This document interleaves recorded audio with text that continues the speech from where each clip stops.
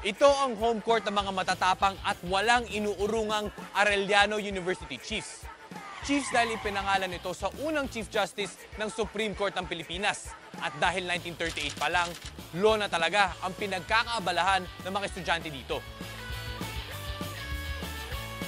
Pero ngayon, alamin natin kung paano nga ba lumawak ang sakop sa pag-aaral sa AU at pati na rin ang kanilang commitment sa sports development. Ang unang Filipino Undersecretary of Public Instruction na si Florentino Caico ang ama at founder ng Arellano University. Ipinangalan ang eskwelahan sa unang Chief Justice ng bansa na si Cayetano Arellano. Nang lumaon, naging matunog ang pangalan ng Arellano sa pagpoproduce ng mga leaders at dekalibring abogado. It was one of the first law schools to open after the war. A lot of alumni came in as law students. Now, from a law school, it gradually evolved into a college, offering other courses like education and normal and arts and sciences, and then evolved into a university.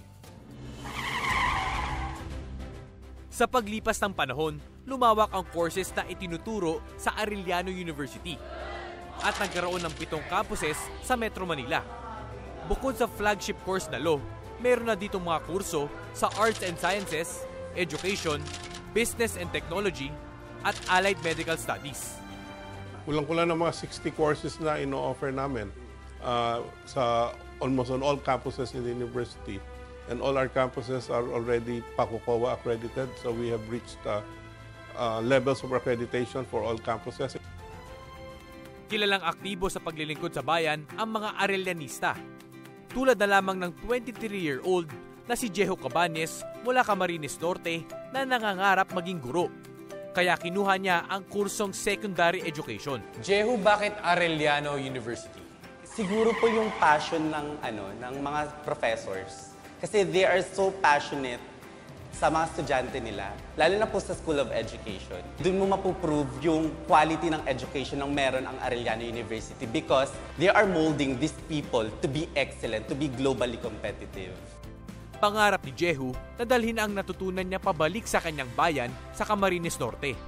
Gaano ka-importante sa iyo yung giving back sa Camarines Sur? Kasi yung quality of education here in Manila is very high and I want that to be in Bicol too. I want them to be as good as these students here in Manila.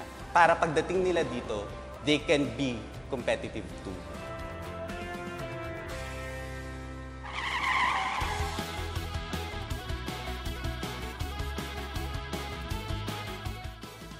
Wala pang 10 taong kasapi ng NCAA ang AU Chiefs. 2009 na maging probationary member sila. And it took them 3 years upang makamit ang regular member status. Gayunpaman, hindi naging hadlang ang kanilang pagiging bagito sa liga. Dahil nung season 98-92, naging first runner-up ang kanilang men's seniors basketball team.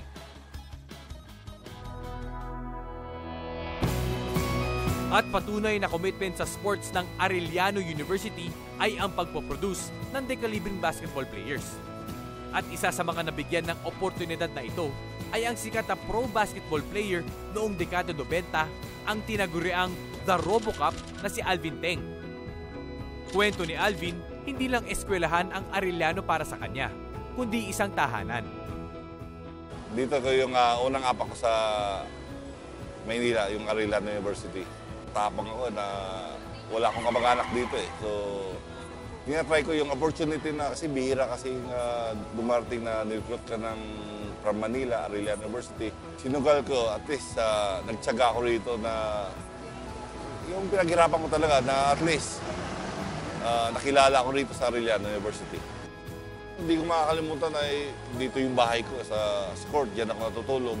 Pagising ko, nag-i-ista ako ng ensayo, na tsaga talaga na huwag ka mag-give up, na siyempre yan ang hanap buhay mo, yun ang sports mo.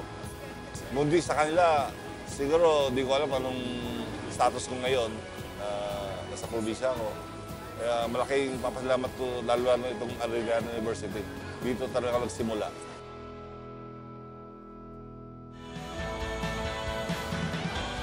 Pinatibay na ng panahon at pinalakas ang kanilang adhikaing maglingkod sa bayan. Sila ang mga future attorneys at leaders ng bansa. Sila ang Arellano University Chiefs.